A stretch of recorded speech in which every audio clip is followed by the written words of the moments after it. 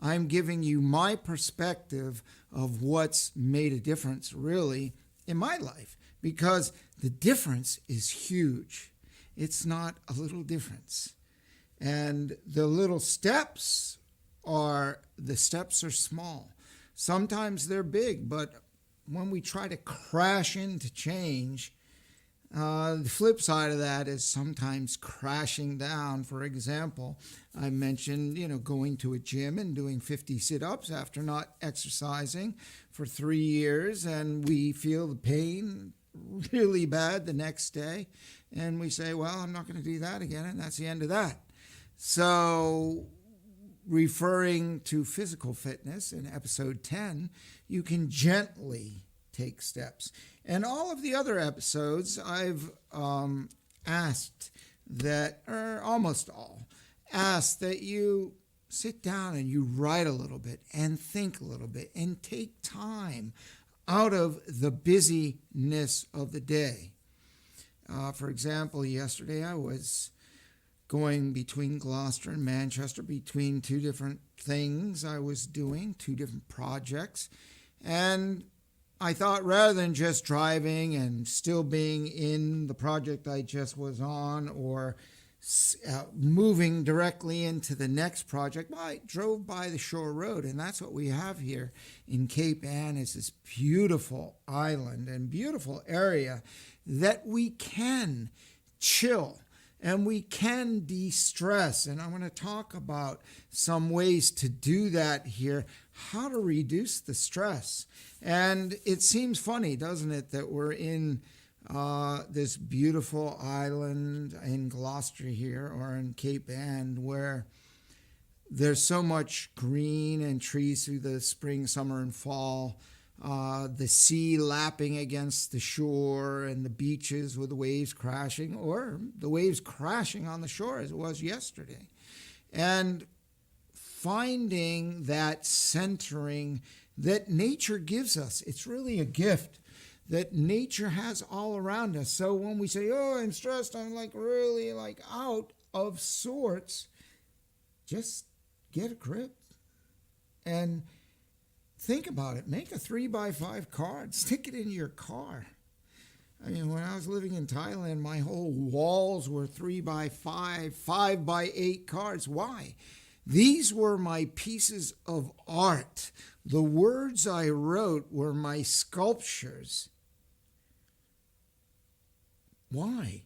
They made a difference in my life. When I saw these words again and again and again, I could leave a place of uncomfortability, a place I didn't want to be, by constantly focusing on something. And I'm not suggesting, but maybe I am for some of you, suggesting that you cover your walls with notes, but I did it with colored pens. I really like to use color in my life because I believe life should be colorful, and that it is colorful.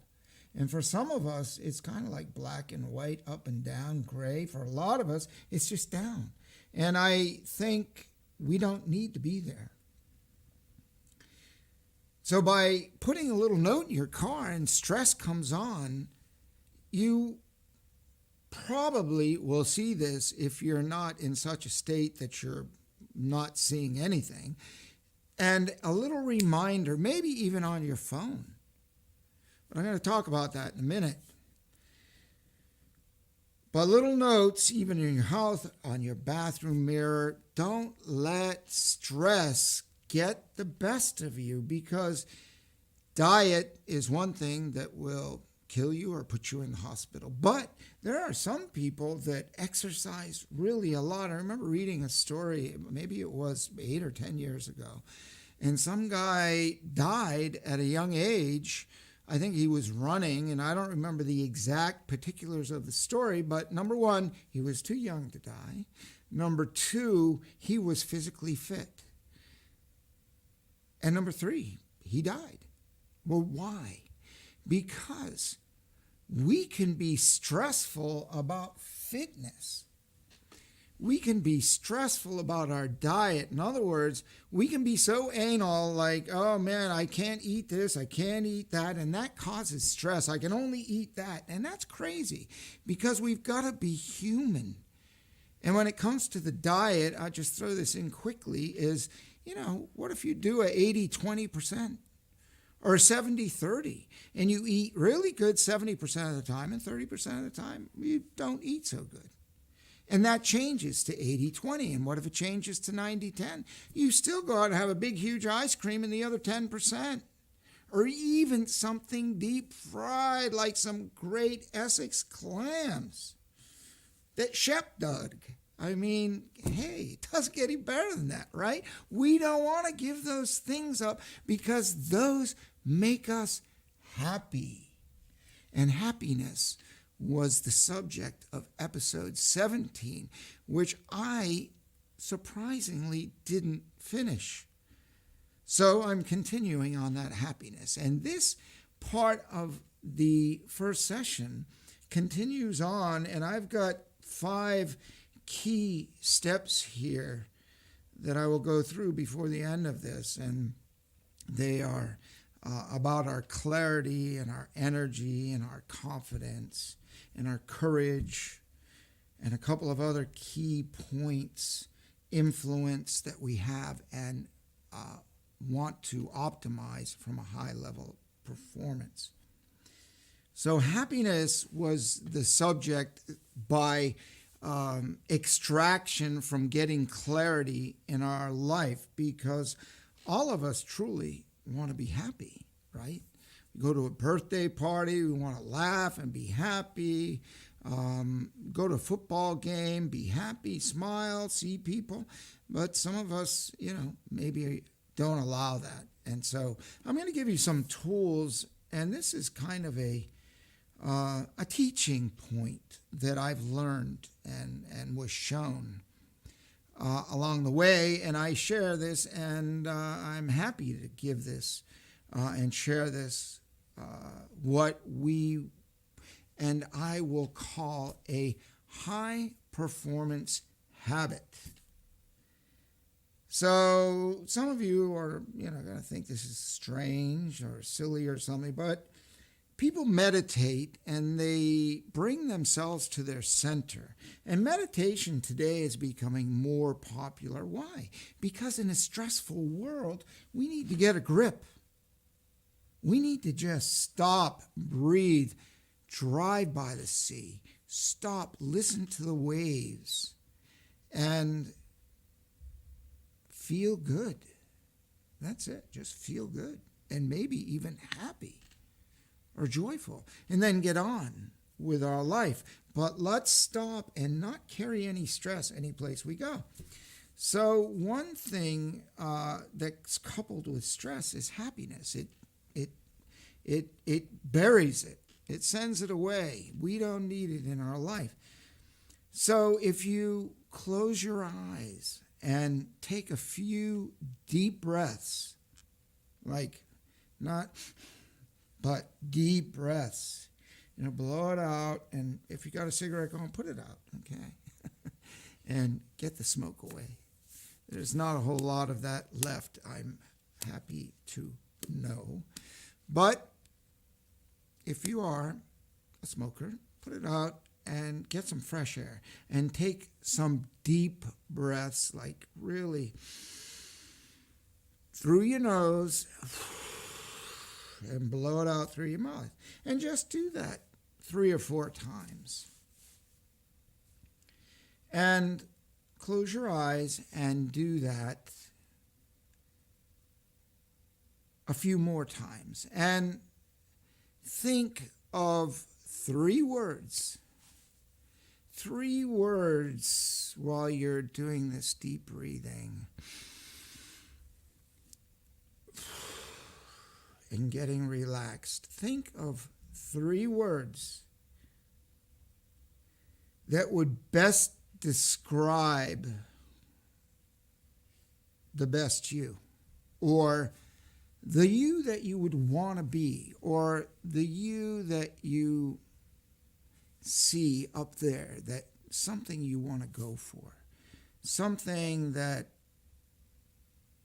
you know you want to live in this space and you're not really giving yourself the room or honoring yourself enough to go there and live into the three words that really describe who you are. Three words that you would be proud to have people to describe you as, and that you would be proud to live in and to live into on a daily basis. Like who you really are, that connect with you and keep that stress away and bring more happiness into your life. Words that when you say them, lift you up and say, yeah, that word really makes me feel good. And when you say that word, you start to sculpt your energy and your mind and the way you feel in that moment. And that's just one word. So what if we stack it up with another word? You can take another breath. Close your eyes, if you like, and find another word. Get all three and write them down.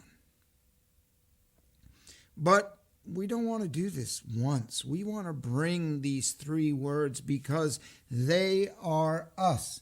These words are you.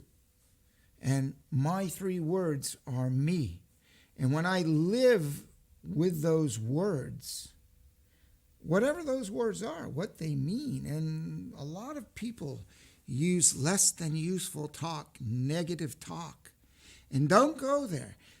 If you have to really work hard at this, do it, but find the uplifting three words that are you, that reflect the truest and the best you. And what three words come to mind? And that doesn't have to be perfect this first time around. You could watch this video again, or you could make these notes and do this anytime you want. And you could practice, try it a couple of times to make sure that those words actually fit with you and vibrate with you and lift you up.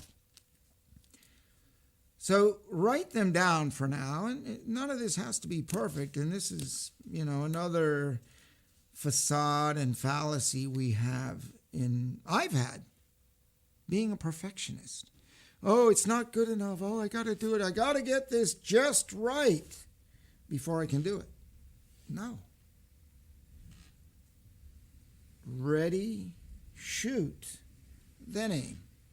So get the three words and put them down and say, wow, maybe after a couple of weeks, you found a better one because you actually started a habit, a high performance habit that brought you to a higher level, to a realization that in these words, you start to feel better. You start to think in an expanded way. You have happier moments because you are working with who you are. You're congruent with your energy, and therefore you're building energy and being the best you that you can be, and you're working and living into high performance in the simplest of ways.